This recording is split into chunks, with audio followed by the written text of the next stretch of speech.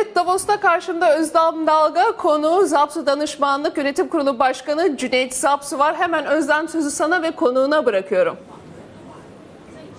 Hande, teşekkürler. Davos'tan yayınlarımız devam ediyor. Senin de söylediğin gibi Zapsu Danışmanlık Yönetim Kurulu Başkanı Sayın Cüneyt Zapsu yanımda.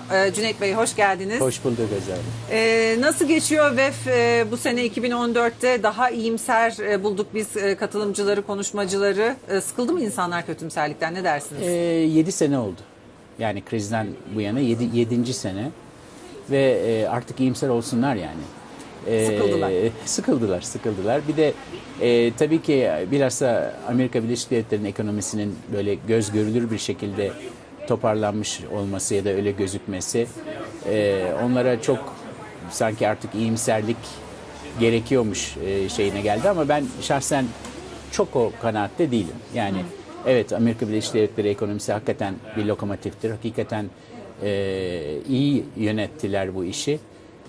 Ancak şöyle düşünmek lazım. 7 sene olmuş ve bu 7 sene içinde, 7 sene öncesine dönersek tüm bu batılı ekonomilerin arasında bir tek Amerika ve Almanya var. Eskisinden bir nebze daha iyi durumda olan. Hepsi hali hazırda 7 seneden daha kötü durumda. İspanya'da %55, yani 2 kişiden daha fazla, 2 kişiden birden daha fazla gençler arasında işsizlik var. Ama genelde dünya ekonomisi tabii ki çok pozitif bakıyor. Çünkü geçen sene bu zaman konuştuğumuzda belki hatırlarsınız, Çin çok sert düşecek mi diye konuşuluyordu. Tam tersi, Çin tekrardan düzeldi ve hakikaten iyi gidiyor. Zaten bütün Asya çok enteresan, yani bütün Asya hani eksen değişikliği deniyor ya, o değişiklik çoktan oldu bu krizlerde. Krizler öncesi oluyordu, şimdi bu krizle iyice belirginleşti. Yani Asya, Japonya, Çin, Malezya, bütün o bölgeler hepsi dünya ekonomisinde bence büyük bir lokomotif durumda. Evet, gelişmekte olan ülkelerde kendi içlerinde ayrışıyor. Geçtiğimiz yılların yıldızıydı büyüme açısından gelişmekte olan ülkeler. Ama şimdi büyüme açısından beklentiler tersine mi dönüyor diye sorduğumuzda yavaşlayacak ama gene de devam edecek şimdi diyorlar. Bu böyle bir döngü. Yani tabii ki gelişmekte olan ülkelerden, eğer Amerika'da enteresan büyüme görüldüğü an hemen paralar o tarafa çekiliyor ve ilk olarak da gelişmekte olan ülkelerden çekiliyor. Bizlerden çekiliyor. Ve bunu da daha çok hedge fundlar, yani böyle denden içine sıcak para dediğimiz şeylerde görüyoruz, ama bütün gelişmekte olanlardan çekiyorlar, ama bunu tekrardan dönecek. Yani bu nefese bağlı. Bir sene, 2 sene, benim tahminim 2 seneden fazla sürmez bu iş. Peki, şimdi geçtiğimiz senelerde Türkiye burada başarı hikayesi olarak anlatılıyordu, biliyorsunuz. Bu sene ise kırılgan beşlinin en kırılganı gözüyle bakılıyor. Türkiye algısı nasıl gözüküyor? Neler soruyorlar size? Ekonomiyle en ufak bir sıkıntı yok. Ekonomide en ufak bir sıkıntı yok. Kimse bir şey sormuyor. Sorulan tek şey, ne oluyor? Ne zaman ne olacak? Yani ne yazık ki böyle bir hani voyeur şeyiyle, zevkiyle seyreden bir grup var ve bunu şimdi Türkiye işte tosladı diye ekonomiden de bir şey diyemiyorlar. Kırılgan diyorsunuz, işte büyüme yok diyor biri falan filan. Yani %4 nedir peki, büyüme değilse nedir? Hali hazırda Economist'in Intelligence'ı Türkiye hakkında herhalde okudunuz, dün evveli gün galiba çıktı. Hali hazırda önümüzdeki 5 sene ortalama %5'lerden bahsediyorlar. Bütün her şeye rağmen, işte 17 Aralık'ta şuydu buydu vesaire vesaire.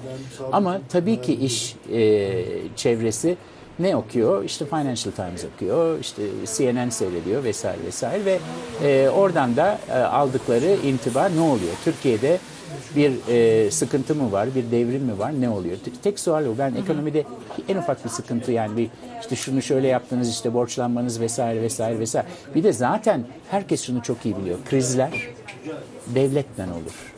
Şirket bir ülkeyi krize götürmez.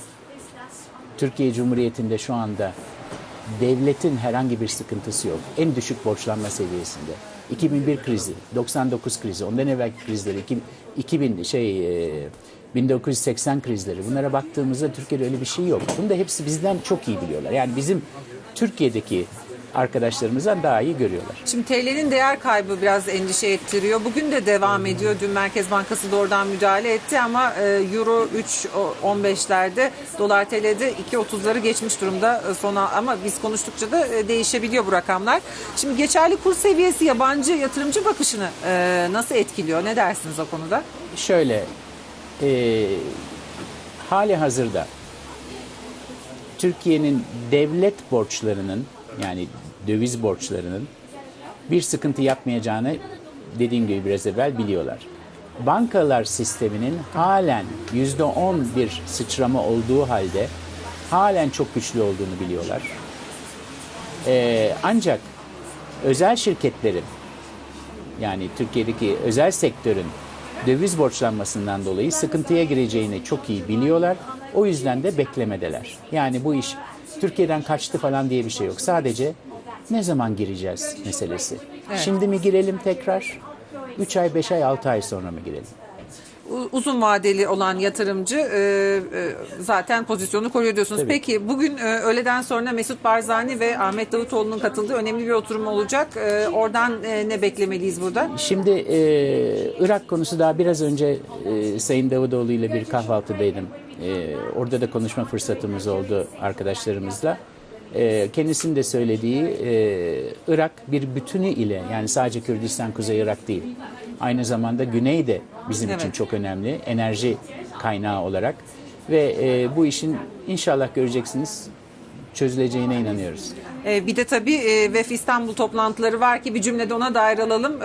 G20'ye Türkiye başkanlık yapacak. Öncesinde bölgesel toplantılar İstanbul'da olacak. Aynen, biz onu Mayıs'ta yapmayı planlamıştık.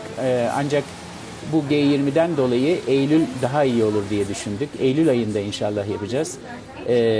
Daha evvel de söylemiş olduğum gibi MENA, yani Kuzey Afrika, Orta Doğu, Avrupa ve Orta Asya bölgesinin tek bir toplantısını yapıyoruz. Çok çok önemli bir zamanlamada olacak.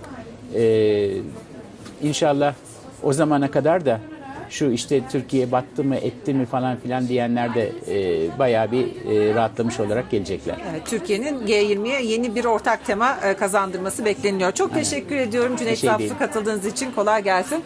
Evet, Davos'tan yayınlarımız devam edecek. Hande, söz sende. Çok çok teşekkür ediyoruz Özlem Dalga ve konuğu Cüneyt Zapsu'ya.